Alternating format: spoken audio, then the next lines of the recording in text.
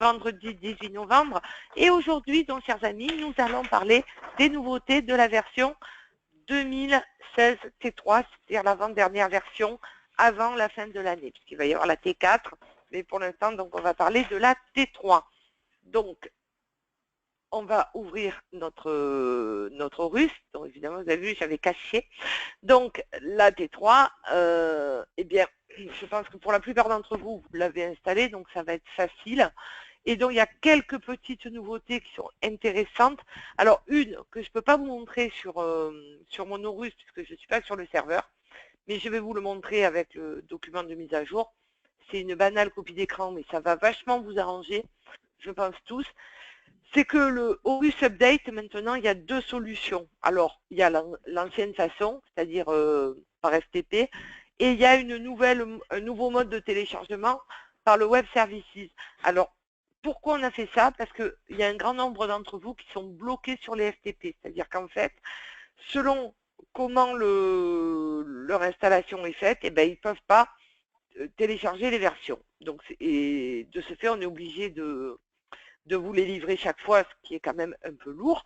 Donc maintenant, vous avez deux modes de téléchargement et par le web service, alors normalement, comme ça ne passe pas par les mêmes chemins, on va dire, par le web service, ça marche dans tous les cas.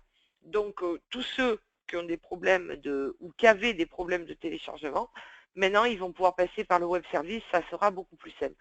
Donc c'est une nouveauté, bon, technique certes, mais qui va quand même je pense, pas mal vous arranger les uns les autres. Donc c'est pour ça que je voulais vous en parler. Ensuite, il y a une autre nouveauté qui est sortie tout récemment, c'est le Web Services. Alors j'en retouche deux mots du Web Service parce que je vais vous parler un tout petit peu aussi de l'historique. Avant, mais ça c'était avant, donc au début, on avait confié ça à une société tierce qui en fait, ben, ça n'occupait pas trop. Donc elle assurait un service de web service. Mais effectivement, bon, pour un prix certes dérisoire, mais derrière, ben, il ne se passait pas grand-chose. Et petit à petit, ben, cette société s'est plus occupée de ce web service. Parallèlement, il y avait aussi la société Jury Web, qui elle est une société qui fait que du web, des sites pour les huissiers, etc., qui le faisait aussi. Bon, pareil, par rapport à leur mode de fonctionnement technique et tout ça, ça posait des problèmes avec Horus. Donc pour terminer, on s'est dit, ben écoutez, on va faire autrement, on va le faire nous-mêmes. C'est-à-dire qu'on a confié la réalisation de la plateforme de consultation web à une société qui s'appelle Epixelis. Mais par contre, derrière, il y a eu un transfert de connaissances. C'est-à-dire qu'en fait, ce qui veut dire que c'est eux qui ont fait le boulot, mais qu'après, évidemment, ce boulot, on leur a payé, et que ce boulot leur étant payé, il y a eu un transfert de connaissances qui nous permet maintenant d'être autonomes au niveau du web service. C'est beaucoup plus simple, de ne plus dépendre de quelqu'un. Donc, qu'est-ce qu'on a fait? On a récupéré l'interface qui avait bien sûr été faite pour les autres, hein, puisque ça fonctionne. On a gardé par défaut le fonctionnement d'origine. Alors, comme de montrer les dates dossiers, les objets saisis, etc., etc. Et il n'y a eu plus qu'à l'adapter, si vous voulez, par rapport à Horus. Alors, c'est relativement simple maintenant, puisqu'en fait, vous avez, c'est vous qui déterminez vos noms d'utilisateurs, mots de passe, vous avez des variables qui peuvent les mettre sur les documents. Il n'y a pas de licence, il n'y a pas de frais d'installation, donc c'est vraiment pour vous complètement transparent.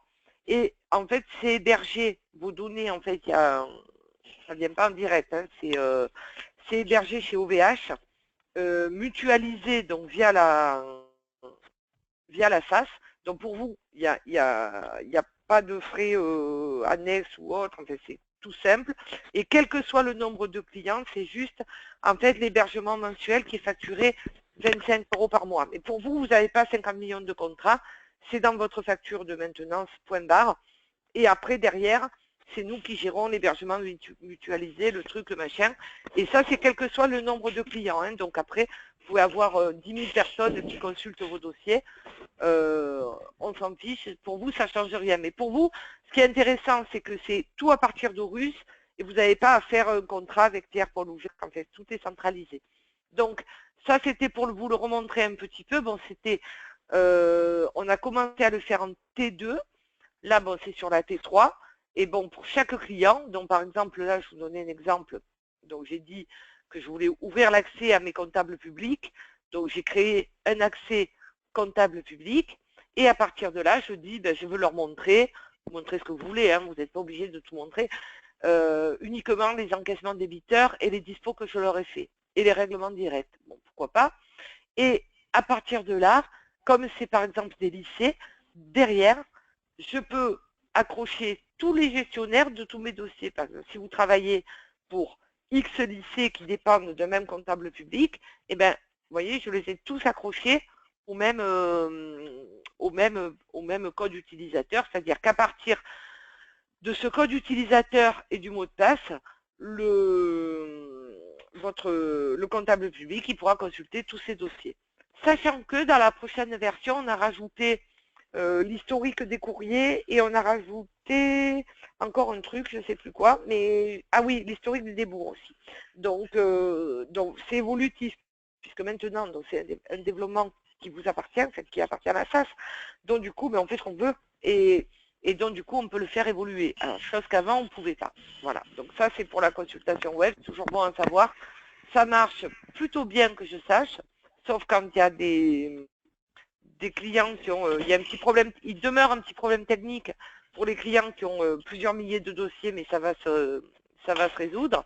Mais sinon, globalement, ça marche plutôt bien, c'est plutôt joli, c'est plutôt bien présenté, donc c'est surtout bien évolutif. Voilà, donc ça, il faut le savoir, c'est quand même important.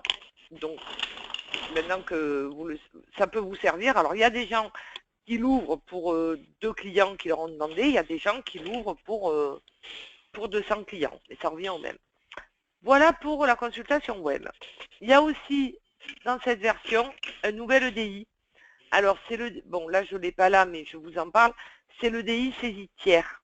Alors l'EDI saisie tiers c'est quoi? C'est ce qu'on appelle la saisie attribution dématérialisée. Ça vous le savez, vous avez peut-être entendu parler de ça par vos chambres.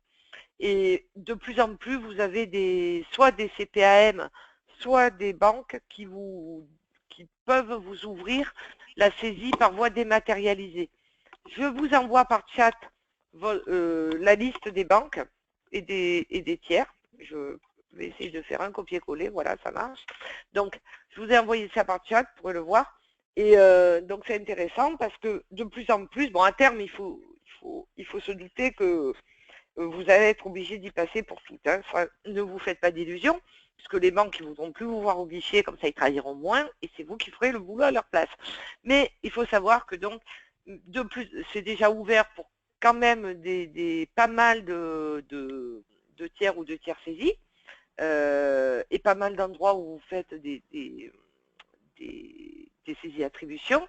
Par exemple, comme le crédit agricole, c'est chaque fois régional, hein, donc c'est vachement intéressant. Et demain, ça sera les CCP, je crois qu'il y a les CCP de Paris aussi qui sont en train de, la Banque Postale de Paris qui est en train de s'y mettre. Là, elle n'est pas encore dans la liste, mais bon, ça va arriver. Donc, ça va aller très très vite. Hein. Donc, on pense qu'à terme, il va falloir, de toute façon, vous allez être obligé d'y passer. Voilà pour la saisie attribution. Après, il y a un autre truc. Alors, je vous le dis aussi. Bon, là, on voit pas, on voit rien sur l'interface, mais c'est juste pour vous en parler. Au niveau du RSI et de l'URSSAF, ils ont encore ajouté après les factures dématérialisées, je vais y arriver, pardon. Ils veulent la deuxième étape des factures dématérialisées, c'est les retours des pièces dématérialisées. Alors ça marche à partir de cette version. Attention, vous ne le faites que sur demande du client. C'est-à-dire qu'en fait, actuellement, c'est encore un test, mais potentiellement, ça peut marcher. Mais par contre, forcément, déjà, il faut faire les factures dématérialisées. Mais après, dans un deuxième temps, ils vont tous vous demander le retour des pièces, sachant que c'est inclus, en fait, quand on vous installe le DI dématérialisé, les retours des factures dématérialisées, après le retour des documents, c'est pas payant, hein, c'est inclus dans le premier package, même si c'est un an après, peu importe, c'est déjà payant. C'est déjà payé, on considère. Donc après, le deuxième, on va dire la deuxième étape par rapport à ça, c'est le retour des pièces. Bon, il faut le savoir. Mais effectivement, c'est un gros truc encore qui vous demande. Maintenant qu'on a passé les trucs moyennement intéressants, on va passer au plus intéressant. Donc, il y a quelque chose, il y a une demande, alors ça m'a un peu surpris, parce qu'il y a une demande de pas mal de monde. Ah, qu'est-ce que j'ai fait? Donc, il y a une demande de pas mal de monde qui est passée un tout petit peu inaperçue. Alors, c'est bizarre, parce que vous l'avez tous demandé, et quand on l'a fait, c'est un petit peu passé inaperçu. Alors, c'est quoi? Eh bien, c'est une demande qui consistait à ouvrir les variables à la demande d'acte. Alors ça, pourtant, c'est quelque chose que tout le monde avait demandé. Et bizarrement, quand on l'a fait, ben, ça vous a pas trop interpellé. Comment ça marche? Je vous explique. Déjà, vous avez un paramètre général qui s'appelle vvarm. Donc, c'est un paramètre général qui est à la fin. Et en fait, il faut qu'il soit oui, c'est-à-dire, c'est un paramètre qui vous dit qu'il faut vérifier les variables à la demande du document. Ok, bon, jusque-là, ça va. Si on le met à oui, vous allez voir, ça va changer le comportement de vos documents en prise de décision. Alors, comment ça marche? C'est pas très compliqué. On va le faire. Donc, c'est un paramètre, en fait, qui vous permet de rentrer toutes les variables à partir du document. C'est ça qui est intéressant. Donc, je vais choisir un document, bon, de préférence où il y a des variables, hein, sinon c'est pas intéressant. Donc, on va prendre un truc, par exemple dans les loyers, où on va prendre une assignation, peu importe. Hop, et on va prendre, allez, peu importe, on va prendre celle-là. Donc, vous savez que dans une variable, un document comme ça, vous avez, je ne sais pas si vous vous rappelez, on va les voir dans la matrice pour montrer, vous avez tout un tas de variables qui vous sont demandées. Donc, je vais l'appeler, par exemple, l'article 700, la causalité, les dommages et intérêts, des données complémentaires, etc. etc. Donc, ici, vous voyez, vous avez tout un tas de variables. Hein, tout ce qui est données complémentaires dossier, par exemple, pièces jointes, etc., etc. Tout ça, ça vous est demandé, il faut le compléter dans l'acte. Et avant, et ça, c'est quelque chose que vous avez tous subi, il fallait d'abord aller remplir les variables dans le dossier, d'accord? Donc, il fallait aller remplir les variables ici, quand il veut, voilà. Il fallait remplir les variables ici, et après, donc de façon à ce que ça sorte dans le document, ce qui n'était pas forcément très agréable. Et pour aller faire ça, bien évidemment, il fallait regarder la liste des variables. Bon, là, il n'y a plus rien, mais c'est normal. Il fallait regarder la liste des variables de la matrice pour savoir qu'est-ce qu'il fallait aller remplir. Donc ça, c'est plus comme ça maintenant. Il suffit de visualiser l'acte une seule fois. Alors, on va le faire. On le visualise. Et donc après, vous allez voir, quand on va demander notre acte, ça va changer de comportement, c'est-à-dire qu'il va vous demander de remplir les variables dans l'acte. Et ça, c'est quand même intéressant. Donc, on visualise notre acte. Alors, je ne sais pas ce que j'ai... Ah, voilà, ça y est. Donc, là, j'ai visualisé mon acte une première fois. Et après, bon, je peux le fermer. Quand je vais le redemander, dans ce dossier ou dans un autre, hein, une fois que c'est fait une fois, c'est bon. Ici, vous voyez, il y a un petit écran qui s'ouvre et qui me dit tout ce que j'ai pas fait. C'est-à-dire, là, j'ai pas mis la causalité du dossier, c'est pas bien. J'ai pas mis les données complémentaires, j'ai pas mis les pièces jointes et j'ai pas mis la date d'audience. Rien que ça. Donc, ici, je peux remplir directement. Par exemple, ici, on va lui dire 1005. Là, on va dire 5000. Pièces jointes, on va dire, il n'y en a pas. Et la date d'audience, on va dire le 15 avril 2017 à 8h30, par exemple. Et quand je valide ici, je me suis trompée évidemment dans la date, 15-04-2017-08, ah oui, parce que c'est le même format, évidemment que, voilà. Donc quand je valide ici, bon, bien évidemment, ça l'a complété dans mon acte, mais le plus intéressant, c'est que ça vous l'a complété par avance dans le dossier. Donc là, ça m'a bien pris effectivement le samedi 15 avril, blablabla, pas de problème. Et quand je vais dans mon dossier, ici, vous voyez mes variables, c'était pas là, pardon, il faut que je valide aussi, ma causalité et mes variables ici, un bail en date due par exemple, ça me les a complétés. C'est-à-dire qu'en fait, vous voyez, pièces jointes, il n'y en a pas, 5000, 1500, donc ça va tout compléter pour la prochaine fois. Au lieu de m'obliger à aller le faire avant, enfin, à aller le compléter dans le dossier comme avant. Et forcément, plus vous avez de variables dans un document, plus c'est intéressant, comme par exemple dans les documents de loyer, c'est forcément intéressant, puisque vous avez par exemple le commandement de payer les loyers, ou le commandement pour loyers commerciaux, vous avez plein de variables à remplir. Ah, là, elle me demande évidemment de visualiser une première fois, et après donc ça va s'alimenter. Donc je ne sais pas si vous avez des questions sur cette fonction. Allô? Vous m'entendez? Non, c'est bien, c'est bon. Ouais. Gabriel, on demande une seule fois pour toute l'étude ou la personne est obligée de le faire à chaque fois? Non, non, une seule fois, définitivement. Définitivement, ok. C'est-à-dire, le premier qui demande l'acte, il visualise. Celui qui le fait et puis qui... Ça alimente le truc, et après c'est fini. Ok. Oui, non, c'est une seule fois. Après, c'est plus embêté. Je ne sais pas si vous avez d'autres questions. Allô, Laurence, zut, je fais une bêtise. Ah voilà, là avant, ça c'était l'ancienne liste des variables. Alors bien entendu, j'ai oublié de vous dire, l'ancienne liste des variables, on l'a vidée puisqu'elle n'est plus utilisée.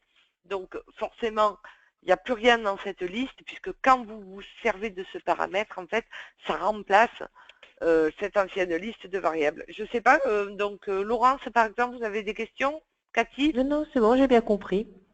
Oui, tout va bien. Tout va bien. Oui, tout va bien. C'est tout bon.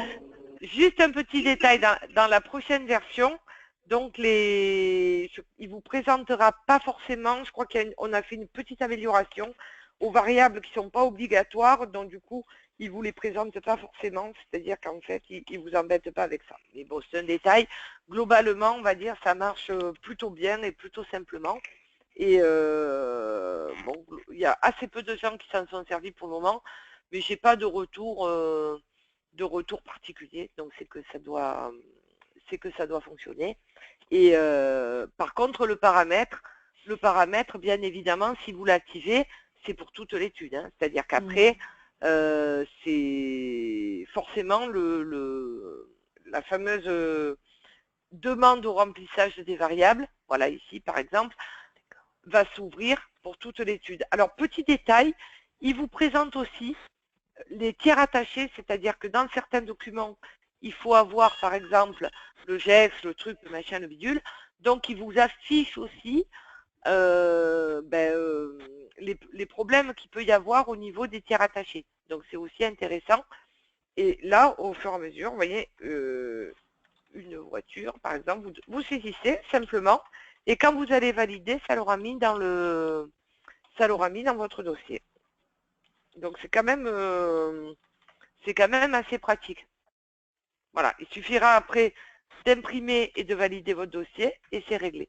Donc ça c'est une des nouveautés, on va dire, qui est, je pense, le plus intéressante de cette version. Et bon, il y a très peu de gens pour l'instant qui l'ont installé, c'est un peu dommage. Donc j'espère que vous allez pouvoir vous en servir. Alors c'est particulièrement demandé chez les gens qui l'avaient avant dans leur système, c'est-à-dire que par exemple le système Arch ou le système Centaur, je crois qu'ils avaient un truc comme ça, à Chopin aussi je crois, et qui vous demandait les variables. Donc les gens étaient un petit peu habitués comme ça. Donc du coup, forcément, quand ils l'ont plus, ben, ça leur a un peu manqué. Bon, ben voilà, du coup, ils l'ont récupéré. Mais c'est vrai que c'était certaines étaient vraiment, vraiment, vraiment habituées à utiliser ça tous les jours, on va dire. Donc c'est vrai que c'est relativement intéressant.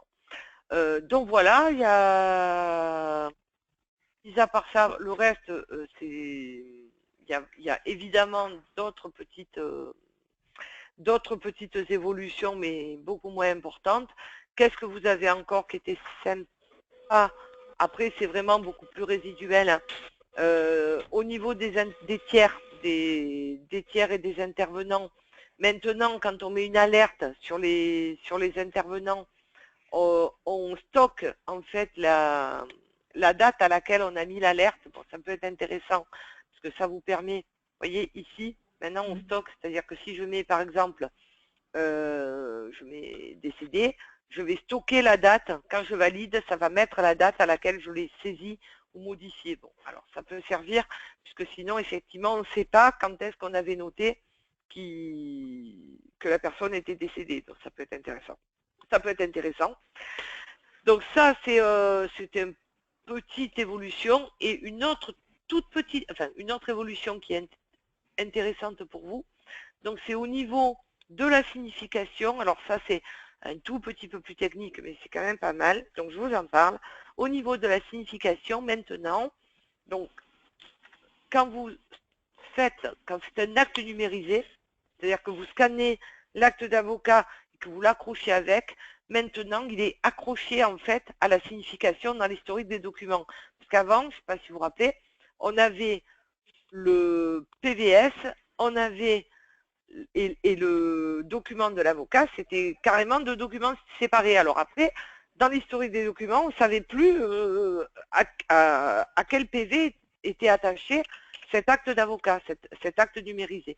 Donc maintenant, par contre, les trois documents, enfin les documents numérisés, ils sont accrochés à la signification, c'est-à-dire que du coup, quand par exemple on le rediffuse ou qu'on veut simplement le revisualiser, on sait que tel acte scanné, c'est accroché au PVS de tel document. Voilà, donc ça c'est bon à savoir, puisqu'effectivement, avant, ça manquait un petit peu de pratique. Voilà. Donc, ah oui, et puis dernière toute petite chose, donc ça c'est pour ceux qui ont essentiellement pour ceux qui ont le RSI.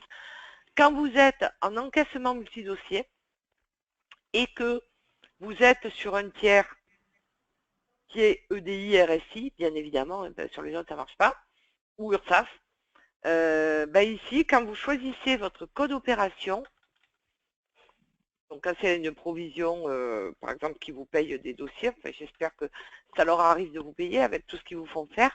Donc ici, vous voyez, il y a une petite case de virement qui est apparue, puisque maintenant, ils vous ont fait savoir à tous, je crois qu'ils ne vous enverraient plus le bordereau de ce qu'ils vous payent. Et que par contre, ils vous enverraient un numéro, donc via le virement qu'ils vous font, il y a un numéro de virement. Et en mettant ce numéro de virement, qui est présent sur l'extrait de compte, donc en mettant ce numéro de virement, du coup, vous trouvez les dossiers qui vous ont payé. Alors ça, je ne sais pas si vous l'aviez vu, c'était déjà dans la version d'avant, mais je l'ai remis là dans cette version parce que c'est quand même important. Et donc, puisque c'était, je crois que c'est depuis le 30 juin, ils ne veulent plus vous envoyer le détail, si je ne m'abuse. C'est ça, hein. Je ne sais pas si parmi vous, il y en a qui sont concernés. Oui, c'est Marie-Hélène. Bonjour Gabrielle. Oui, bonjour Marie-Hélène. J'ai pas eu vent de ça en fait, c'est pas revenu à mes oreilles, donc je vais m'en inquiéter. Eh bien, il paraît, donc, parce que sinon, bon, comme avant, ils vous envoyaient un bordereau papier, hein, d'après ce qu'on m'a expliqué. Oui, enfin, le bordereau, c'est nous qui le faisions, donc après, ils nous disaient qu'ils le payaient. Si, mais maintenant, ils ne veulent plus vous le renvoyer. Donc, du coup, d'accord. Toujours mieux, toujours plus fort, toujours plus haut. Donc, du coup, maintenant, il faut se débrouiller avec les références qui sont sur le relevé. Il y a même une circulaire, je crois, qui est passée, donc c'est comme ça qu'on l'a su. Et vous disiez, à partir du 30 juin, blablabla, donc débrouillez-vous débrouillez-vous avec vos SS2I, enfin comme d'habitude, donc pour avoir ce fameux numéro de virement. Voilà, donc c'est pour ça que il suffit là de rentrer le numéro et pouf, ça va afficher tous les dossiers. Ça marche très bien. Donc voilà, je vais voir avec la compta. Voilà, la prochaine étape, c'est qu'il ne vous envoie plus le numéro et donc il faut avoir une boule de cristal avec du marc de café et une baguette magique. Une baguette magique et il faut deviner les dossiers. Mais ça, c'est la prochaine étape. Alors, je sais pas, on réfléchit comment on va vous aider pour retrouver les dossiers dans ce cas-là. Pour le moment, on n'a pas trouvé, mais je suis en relation avec Madame Irma et on essaye de trouver un business là pour voir ce qu'on peut faire. Voilà, donc ça, c'était pour les fameuses références. Est-ce que vous avez des questions, messieurs, dames? Cathy? Non, non, non, tout est clair. Cathy, c'est sa fête, parce que c'est la première fois qu'elle vient, donc ça y est. Donc j'ai dit, elle va avoir des questions. Même pas, non? Non, non, tout est parfait, impeccable. Bon. Laurence, je sais qu'elle en a pas, parce qu'elle connaît tout par cœur, ou presque. Non, mais vous expliquez bien, alors je comprends bien. Oh, quelle est gentille, quelle est gentille. Bon, Guy, Antoinette, je sais pas. Une petite question, au niveau de la mise à jour, quand je l'ai installé, je l'ai testé et ça m'a affiché comme quoi les paramètres n'étaient pas indiqués. Lesquels? Excuse-moi. Paramètres. En fait, pour la mise à jour, pour les deux possibilités, pour pas la connexion FTP, mais l'autre, le web service, Ouais. il demande des identifiants qu'il n'y avait pas dans le... Il y avait des cases, mais elles n'étaient pas remplies. Tu veux dire pour télécharger la mise à jour? Ouais. Il te demande des identifiants? Oui. Bon, envoie-moi-le, je dirais que normalement il est censé s'ébrouiller tout seul, mais bon, tu me l'envoies, il n'y a pas de souci, on va regarder. Okay. On va regarder, il n'y a pas de problème, mais ouais, non, normalement c'est censé marcher tout seul en principe, donc, mais c'est le genre de choses qui n'est pas évident à tester puisqu'il faut le tester, en externe forcément, puisque nous quand on le teste ici, évidemment ça marche forcément toujours, donc tu me l'envoies, il n'y a pas de problème. Marie-Hélène, des questions? Oui, des questions non, simplement je voulais revenir sur les variables pour dire que nous on les utilise et que c'est très très bien. Des armes, ah d'accord, super, d'accord. Ah, ben, voilà. Oui, c'est vrai que c'est quand même le meilleur moyen pour ne rien oublier. Ah, c'est clair. Donc, non, très très bien. Super, mais surtout c'est un gain de temps parce que du coup ça vous remplit le dossier au passage en même temps quoi. Oui, exactement. C'est ça qui est intéressant d'ailleurs. Une pierre de coups, ouais, c'est sûr, c'est ça qui est pas mal. C'est ça qui est pas mal. Cathy, bon elle a déjà dit qu'elle n'en avait pas. Et bon ben voilà, écoutez, alors si on a fait le tour, de toute façon cette émission, comme vous le savez, a été enregistrée. J'arrête l'enregistrement maintenant, 50